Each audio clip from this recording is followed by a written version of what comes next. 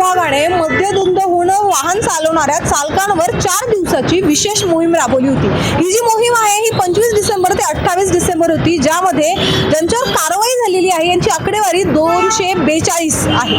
म्हणजे 242 लोक आहेत जे ड्रंक अँड ड्राईव्ह करत होते आणि त्यानंतर त्यांना पुणे वाहतूक विभागाने त्यांच्यावर दंडात्मक कारवाई केलेली आहे। ही जी मोहीम आहे याच्या आधी सुद्धा 3 ते 4 दिवसाची राबवण्यात आली होती, ज्याची आकडेवारी 201 होती। म्हणजे आता आपण बघायला गेलं तर म्हणजे जे नंबर आहेत ते वाढलेलेच आहेत ड्रंक अँड ड्राईव्हचे, परंतु ही जी विशेष मोहीम आहे ही आता 31 डिसेंबर म्हणजे पार्टीजच्या पार्श्वभूमीवर सध्या चालू आहे।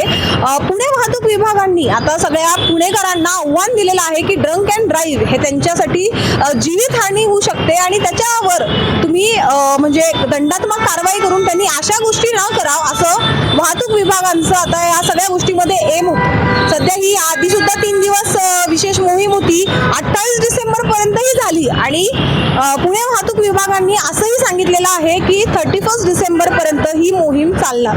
म्हणजे आता पुण्यामध्ये जितकेही लोक ड्रंक अँड ड्राईव्ह करत असतील त्यांनी सावध राहावे, कारण की आता वाहतूक विभागांचं लक्ष तुमच्यावर आहे। आता या सगळ्या मोहिमेवर तुम्हाला काय वाटतं आम्हाला कमेंटच्या माध्यमातून सांगायला विसरू नका आणि पाहत राहा न्यूज डॉट्स। मी मृदुला नारळ।